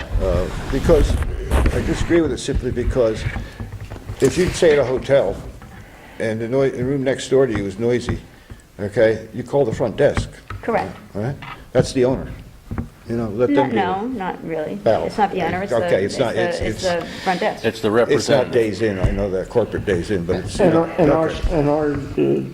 The application sheet can have a representative, a local representative. it does. Yeah. Yeah, it doesn't have to be So the it doesn't have to be homeowner, the- it has to be somebody you can get a hold of. Well, think of it, Well, if you change the word shall to may, you have the word may in But other again, places. I wouldn't get caught up. Yeah. Well, you do have the word may in other places, and if it said may be I considered know, a but- violation, that would be better than saying shall be considered a violation, okay. because we ought to be okay. flexible enough to deal with extenuating circumstances. We're not writing the law tonight. We're just talking about I would concepts. have no problem with that. okay, well, I got one more point on this subject. If, let's say, you got 20 people in your house, and they're having a big party, and the police come on a noise complaint, that's a violation, right? We try to get a hold of you and say, look, Laura, there's 20 people in your house, but we can't get a hold of you because you don't read your email, or you're not answering the phone, or whatever. And now they have a big party again the next day, and the police have to come. There's a second violation that you could have eliminated, right? And then let's say it's a long weekend, so you could get 3 violations in a long weekend and not have picked up your email and not known to call these people and say, pack your stuff and hit the road. It's just, you know. Well, that's why the inquiry ought to be more than just one method. It shouldn't just be email. It should probably be, in every contact you put on your thing, then maybe it's overkill, but I think that the Well, inquiry no, I can agree that they should make every effort to contact you exactly. however And they this do. doesn't say that we won't. Right. I have noticed may have missed it, where the police are required to come and on what basis. Well, they would most likely be called on a noise complaint. Is it required that they come out? The police? Yeah. Well, Yeah, if they get a call, they usually respond. yeah. Usually is a word that doesn't I'll- affect my question. I would say that, yeah. I'm pretty sure the Woodstock Police have a pretty good route. It's not written down. Well, and getting back to violations, it should be clear who is considered at fault for the violation, because if it's a noise problem, the people that rent it are making the noise, and I would believe the violation ought to go against those people, not the landlord. The landlord might be smart enough not to rent to them again, but the but the landlord doesn't know when they rented to them, who they rented to the first time, likely. So the So, person making the noise is going to get a ticket based on the noise. the person making the noise, exactly. So, But also the violation to the owner is that if it happens enough, you lose your registration. but it depends on whether they depends on whether they own the violation or whether the person making the noise owns the violation. If the landlord, if you're going to log them with the violation because somebody's noisy in their house and they rent it to them for a week, they probably can't just throw them out, and you don't have, it's like having control of your kids. Nothing wrong with your kid because he's very nice, but it's like, the parents are supposed to control the kids, but, it can be a challenge. So So we I got a just lot want to be work out fair. on this one. Yes, that's my belief. It needs to be fair to We everybody. don't want to encourage lousy owners. Well, exactly. And that's what, I agree. But you don't Okay, want to penalize 16. the owner when it wasn't their fault. Well, okay. Overnight, here we get into the more specifics. Overnight, STR guest occupancy will be limited to 2 guests per bedroom. I'm fine with some limit. And again, I don't think we need to get down in the weeds tonight and pick out a number. Although I thought you might state 2 adults, because you could get a couple with a child. And say adults. Yeah, so, but I'm fine with some limit. Well, I would think a limit might be based on square footage of the bedrooms, because, same thing, you might put more kids in, but if you want to limit, limiting the adults probably isn't the worst thing.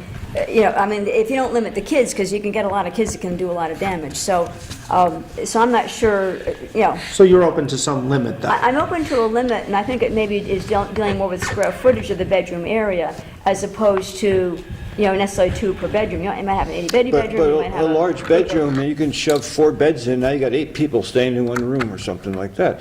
And that's where the parties start. That's where, young people come up and you got 10, 12 people staying in the house, sleeping on couches, sleeping on the floor. That's where the problems start, basically. Right, okay. That was the thinking here. Yeah, okay. Well, I would be, the thing about adult versus child, you can Yeah, jam a lot I of can kids see in, and that adults. causes a problem. Like, yeah, I don't want- But you can jam a lot of kids in too, so I'm not sure why you're not limiting the kids, because you can jam a lot of kids in, and they can cause a problem. So, One off-street park, 10-year-olds renting a house together. well, you might have a bunch of parents that have a bunch of kids, and Eliminate that problem. We wrestled with this also, and we looked at it as, yes, you may have a couple bring a baby with a bassinet or something like that into the room with you, or have a 6 or 7-year-old sleeping, to dictate that fine, we didn't get into that. We just, the typical laws were 2 per bedroom. So we kind of went with the norm of what most laws were regulating. And again, once you're 18, you're an adult, so you're not a kid anymore. So if you got a bunch of 18-year-olds renting a house, it should be 2 per room. I mean, hopefully. Right. okay, so the group likes adults versus guests. I'm Yeah, kind of concerned about jamming a bunch of lower than 18-year-olds in a house with their parents, but if you have a whole pile of kids, I can see there being an issue, that's all. one off-street parking space, 9 feet by 18 feet, is required for every 2 bedrooms available for short-term rental use. Parking area shall not be located on the front yard. So I'm fine with them having to provide some parking, and not in the front yard. I think we're gonna have to take a little bit of a look, if you had something like a B&B situation where I have a house with 3 or 4 bedrooms, It's possible that I could be renting to 3 or 4 different groups, so you might want to keep it to a spot per bedroom, I don't know. If you're renting a whole house, the likelihood that you get groups coming up together in a car would be greater. So, This is where, later into the zoning aspect of it and the definitions, we sort of broke down that a short-term rental home or a short-term rental establishment as a bed and breakfast establishment is going to require special use permit. So at that point, then you get to regulate parking. So anything under that would be a 2 or 3 bedroom home. okay. You know, so we didn't really look at parking being that big of an issue in 2 or 3 bedrooms as opposed, once you get beyond that, then it would be controlled under special use. Where you may be looking at changing this one. Okay, well, that's all, so we're on the same page. Yeah, once you hit that number, I think we raised it from 2 to 3. Okay. So Special use permit, anything over 3, they got to be sent to the planning board, and we can look at screening, parking, lighting. So hold on, say that again, Paul. Who's going to the planning board? Who are you suggesting? Bed and breakfast right now, a home doesn't require it, okay? Right. A bed and breakfast established only requires a special use permit. And what's a home is one Well, or, right now, a home is up to 2, we want One or to raise it two. to 3. right, okay. Because I looked at my little house on Sherman Road, I got a 3-bedroom house, 1,200 square feet, I got enough parking for 7 cars, you know, the old IBM driveway. Well, that's not bad, but when you start to get 4 or 5, 6 bedrooms. Right. It's more people. So right now, the law states a B&B home is permitted. B&B establishment is a special use. And that's 3 to 5, correct? 2, more than 2. More, okay, yeah. More than 2. We wanted to go from more than 3. Okay. That's which is in the- So 1 to 3 would become home, just a permit. Yep. 3, And then 3 or more would be. more than 3 And would, the idea was to make it fair for the bed and breakfasts. If they're required to get a special use permit right now, why would the short-term rental not be required? I agree. No, so it's just, we pretty much mimic the definitions of those, of the bed and breakfast and made short-term rentals, short-term. So, you know, just to go back to something from a year or 2 ago, one of the concerns when we first started talking about this is the planning board would be inundated. Well, we looked at that, but we haven't, since I've been there, I don't think I've ever dealt with a B&B special use permit. Right. So how many are there now, and how many 4-bedroom homes are being rented? Right. So it wouldn't be a So problem. the odds are, we're gonna get some, Right. and we should, because that's the control for the neighbors and the privacy and all. But I think that one of the things the town could do, let's say hypothetically that all of a sudden we got 50 applications to the planning board. That would inundate you guys. But we could, now chances are a lot of them are going to be operating anyway. And we could say, come fill out your application, continue to operate with the understanding that you're in the queue to go to the planning board. Well, that or the registrar, the person, because we felt that person was almost gonna have to do some site visits. Mm-hmm. To look at the, you know, so at that point, if they go and someone has an establishment or more than 3 rooms, Mm-hmm. and they have ample parking, maybe there's at that point, they're not. Do a waive. A waiver. If the property needs to be upgraded, additional parking needs to be required for the use, then maybe. You could have the review checklist that you guys have already. You could send the person out with that, say, here's what you need, and, Establishments. yeah. You know what I mean, for the, Right. yeah, for the establishments. So now, how about for the unoccupied homes that are being rented out? Do you see any No, it would be the same. same principle? Same thing. So if I have a house with 1 to 3 bedrooms, I don't need any planning board. Just right. If I have more than 3, I have to come for a site plan. Or Yeah. more than you. That's, Then it might be as per case basis, depending on site visit, Right. in coordination with the zoning officer. That's- Or we need to do that site visit to determine if ample parking. that's exactly where I thought we should be going. Yeah. Good.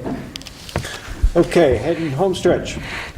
The last bit here, second to last bit, deals with fees.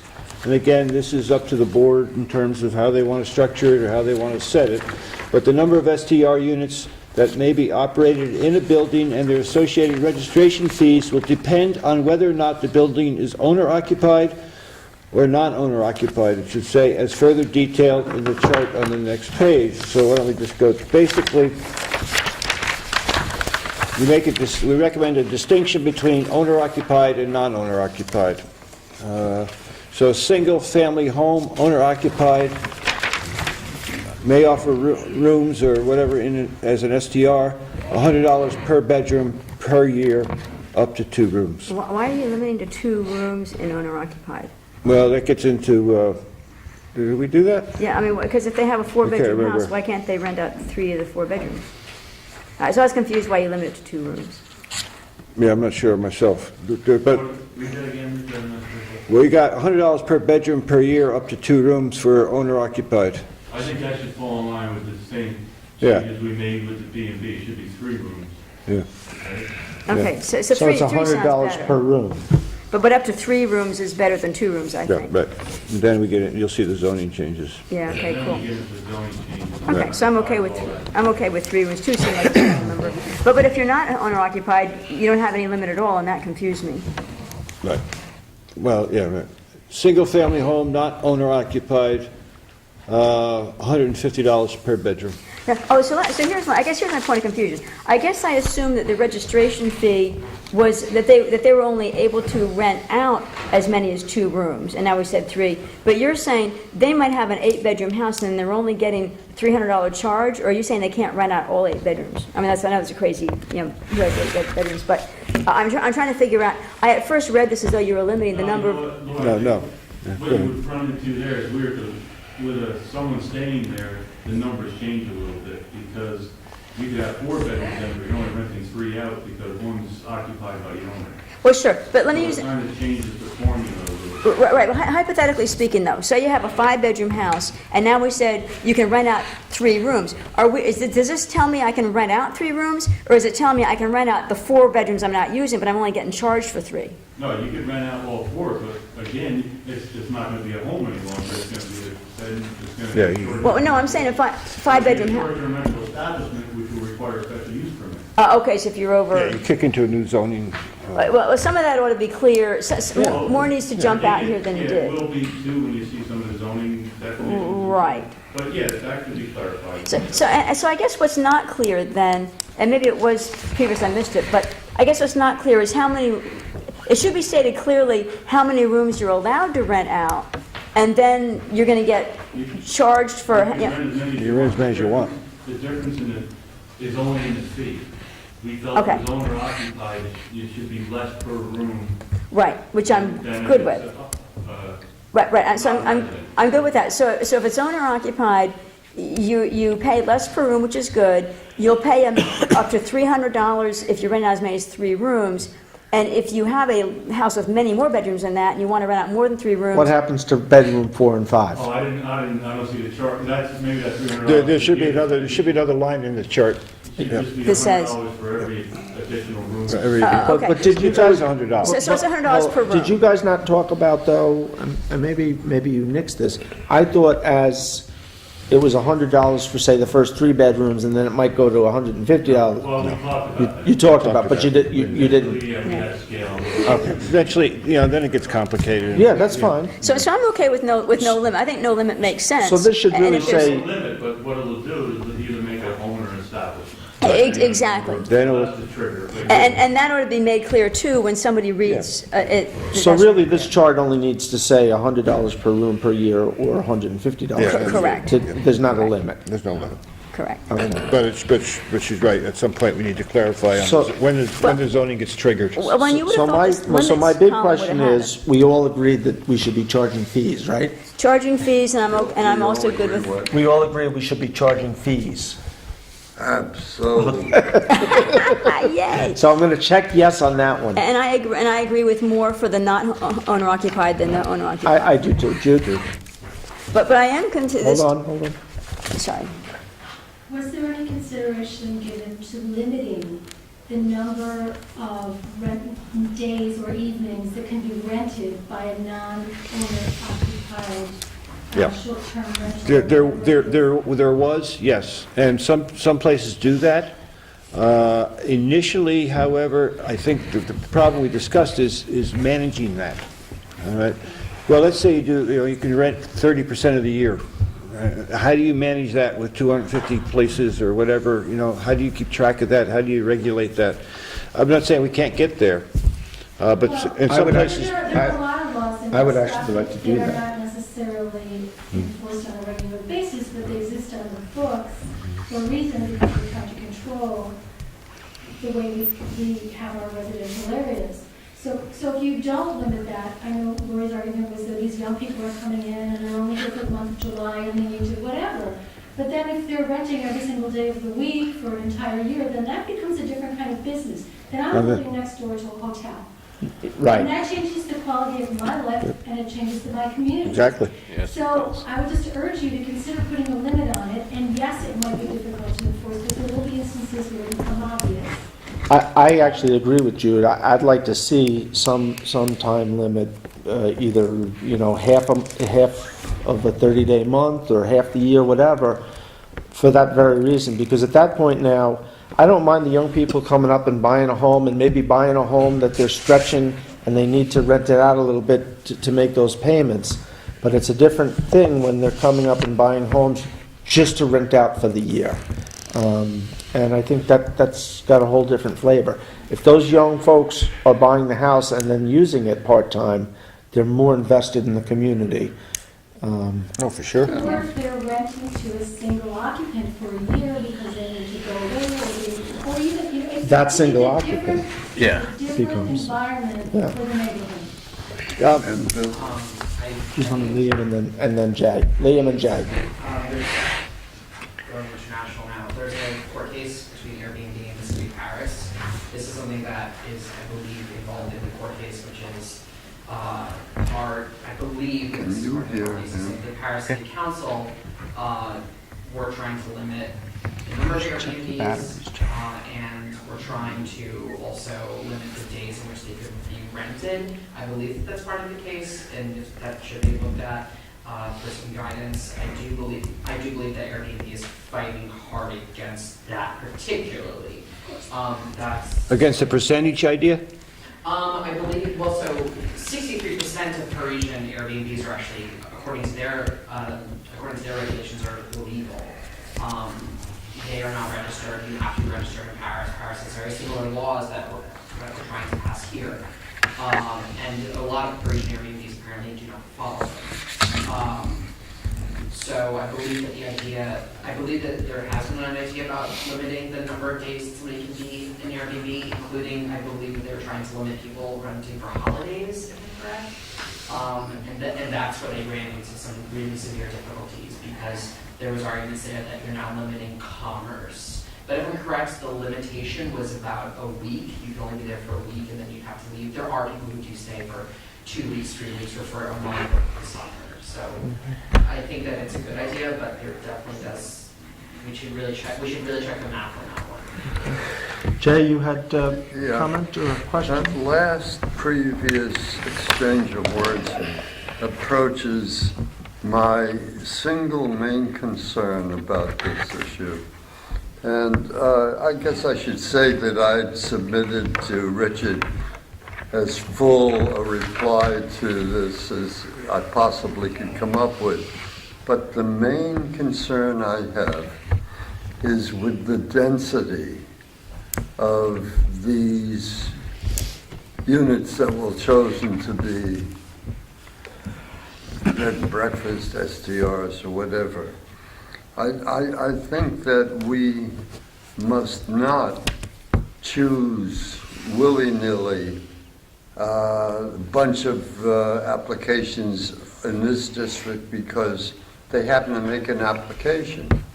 I think we have to be concerned with the overall picture to the geographic layout of what Woodstock is. We already have a a crowded center of town, and we have to consider whether there should be several more added to this out of center, out in the west, east, north, whatever. I'm sure that mountain properties will be very favored. And it's up to us as the guardians of the town and of the future of the town to make damn sure that we have spread these things around in an equitable manner. Now, two homeowners may, next to each other, may decide that they both want to have STRs. Now, depending on the density, we may have to say to one or the other, we're sorry, because the density of the town is the prime concern that I have, and we all should have. So along with, let me see what number it was. And number 3 comes closest.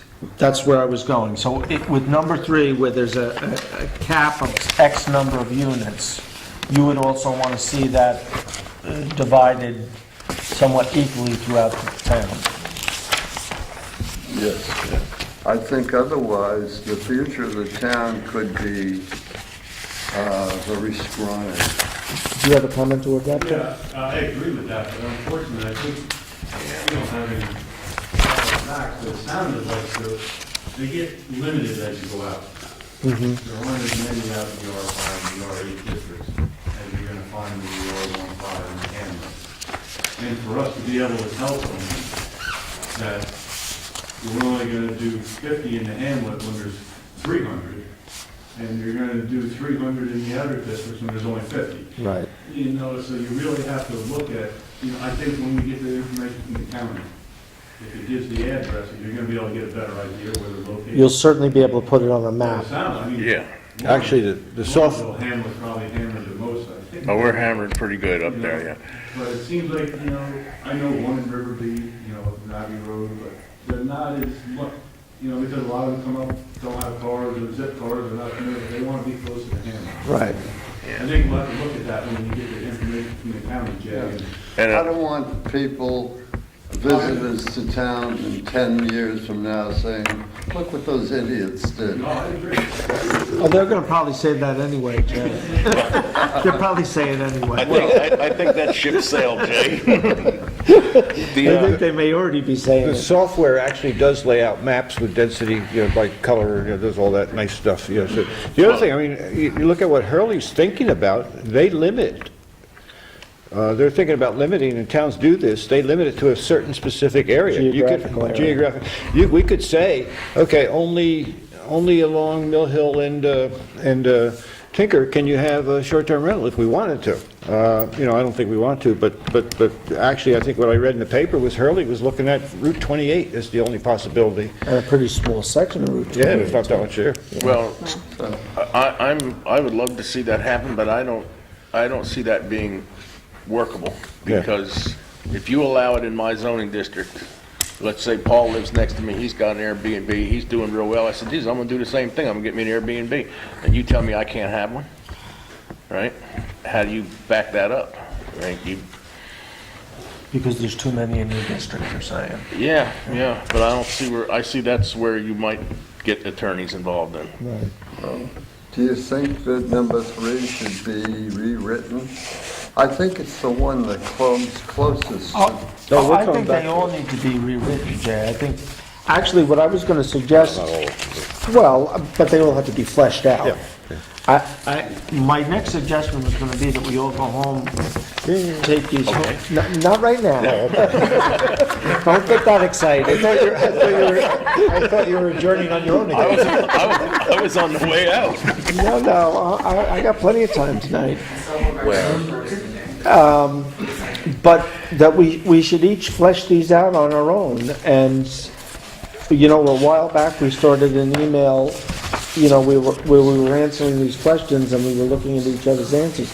I would propose we do the same thing, where we start to really flesh out our solid thoughts. And this is where you can get into the weeds, Laura, with specific numbers. And Yeah, okay. Well, I did have 2 more comments before we finish, though. But then what I would say is if Richard or whoever would update based on what they heard tonight and send us a fresh copy, so instead of looking at the one that we already, instead of looking at the copy that we already know is going to have changes, it'd be nice to look at the I didn't hear it, next we didn't level. agree on anything tonight, so I don't know what I would update, except for a couple things, like adults or whatever. Oh, and that was one of the things I had a comment on. Well, you know what, I did take some notes. Let me I got see- some notes, let- but, you know. You know what, you and I can sit down the next day or two and maybe put an email together and send it out and start to... So my other question was, so this table here, the center column, limitations, max number of STR, it seems like it's missing some data, because it doesn't, may offer rooms and home as STR was kind of the answer, but that doesn't tell you, it doesn't tell you anything about limitations or max numbers of STR, so I guess I was confused. Well, it wouldn't tell you the max number of STRs total in the town. Basically, just think of it as $100 a room. Oh, I thought it was limitations, but you have this column that tells you something, but didn't tell me anything. Yeah, no, I'm not sure what it's trying to tell me is my point. That was my problem, that's why it's blank. Okay, well, anyway, all righty, so that's to be, okay. And then the other comment my other comment I was going to make about changing to, I would still like back on number 16, I still like it to say limited to 2 guests per bedroom, but then say, for example, well, okay, but then say, for example, children under 2 are not counted, because I wouldn't want to just say limited to 2 adults, because you could have 17-year-old children and 16-year-old whatever, but I understand your point that if you have a baby in a bassinet, so I would rather it stay 2 guests per bedroom, but the clarification be if you have children under 2, they're not counted in the number of guests in the bedroom. well, I don't think we were counting, we were thinking of adults. Generally, I think our conversations was about adults, 18 years and older. Right. But if you came up here with a 15 or 16-year-old kid as part of your family, they don't count. So in terms of The you odds stuff are- as many the- of those in your room, you stuff 5 people in a room if you want. If you're a parent with 3 kids, you can stuff all 5 of you in one bedroom, and you're saying that would be okay. Well, odds are, Let though, them a parent, sleep in the car. 2 parents showing up with a couple of kids are going to, they're not going to be, odds are, they won't be rowdy and having parties in there. But I'm saying, if you have a 3-bedroom home, and you have 3 couples that each brought their 3 kids, according to this, you could have 5 people in each of 3 bedrooms, you could have 15 people in that house, and you don't think there's going to be noise in the yard? Kid Yes. noise? And then the police will go and give them a But, ticket. but that's why I believe that, okay. Well, again, you're getting into the weeds, and we Yes, all right. talked about not doing that tonight. Yeah, okay, but then you did say you're going to change from guest to adult, and I'm saying I disagree with you. I just suggested it. We didn't change anything. Okay, all right, gotcha. Okay, I will plan to send an email with my comments, just so that when you guys sit together, you'll have something in writing. Okay. Thank you. Jude? My last comment is that there are certain commercial businesses that we do not allow in residential areas, one of them being a hotel. So if you would consider limiting the number of days that a short-term rental can rent out rooms or whatever, that you would figure out where that line is, where something is a short-term rental that is helping somebody keep their property, and when it turns that corner into a business. And so maybe, I don't know where that line is, and, that's probably something that could be researched a little bit, but that's what I'm thinking about, is that am I living next door to a residence, am I living next door to a business? And which ones are we going to allow in this town? Because the zoning law's pretty careful about what's allowed and what's not. And that's where the main- Policies cross that line. And that's where the main concerns are, in those homes that are not owner-occupied. Somebody lives in Long Island and they buy a house up here and just hire a management firm to change the sheets on, that's the hardest one for me. And as Bill mentioned, some people are doing multiple, So they're basically running businesses in residential areas. I don't know how, the only way to... And never going to the planning board. And never going to the planning board. So you either say no, prohibit it totally, or maybe you give them one. I don't know. That's what we got to decide. Jude, I'm going to invite you to every Airbnb or STTR meeting, because I agree with you. I really would like to see some limit on throughout a year on how often they can be rented, because I think that would really go a long way. I have no problem with would it. be You really, just- I think it'll be hard, well, You that's just gotta tell me, show how we can do it. That's the only thing. understood. It's going, and that's going to take a lot of thought. But I think that could be the single most critical thing, honestly. Anybody have any other comments? Public, anybody? Jay? Nice job, I would say. Yeah, Overall, wonderful very nice job. job. Maybe to the On committee. a different topic. Well, let's just, is everybody finished with the, Yeah, I am. okay. I got just one question. What happens if you rent out a couch? Because I know they do that a lot as well. And Can't. they don't rent out a bedroom. They rent out a couch. Yeah. I I had, guess we'll have to work on that. I have a cousin once removed who did that. Young girl motorcycled her way across the United States, and she says there's a website where she could tell who had a couch where she could sleep, and then the website also had the people that were renting to know whether you're getting a good person or a bad person sleeping on your couch. And I know a relative that actually got her way across the country on motorcycle, sleep on people's couches by using a website to find where they were. So I'll throw that back to the committee. You guys can come back with a Start recommendation here. on couches. Committee's adjourned. Jay, you had the floor? Where is the Woodstock quilt? Woodstock quilt, they used to hang in the bank. Yeah. It's at the historical, it's stored at the Historical Society. And why is it not hung in a suitable public space that we have? I don't know that the Well, if you want to donate the money to help community us do it, we would be glad to do has it. as much wall, but It belonged to the It's a bank. beautiful, important piece of our Right. town, and we should be displaying it. It belonged to the bank gave it to the Historical Society of Woodstock. The Historical Society has exhibited it at times. If the town wants to put the money into it to properly protecting it and wants to exhibit it publicly, we'd be glad to do it. Let's do it. Well, if the town wants to pay for it, sure. I think the bigger one's gonna be. What kind of funds Huh? are you talking Eight's about? gonna be a bigger one. We're working on that one too. Yeah. Yeah, The payment of it there? that's what Mr. Rose says. What kind of funds are you talking about, Reg? Well, If my, it's material, Tape but it has to measure's be go behind glass. and we. Otherwise it we gets fur dust it out and so it comes over. and front all of that the pipe. stuff and. So it needs a big frame. Just goes in Needs a there. big frame. Needs a big frame and Almost like it was glass. made for it. Plexi is We probably. could put it down here, but I gotta get rid of that cold air. Plexi Stuff is like that. probably. Yeah, cheap. anyway. Paul, I just want to address one thing you said earlier, because I think I misspoke.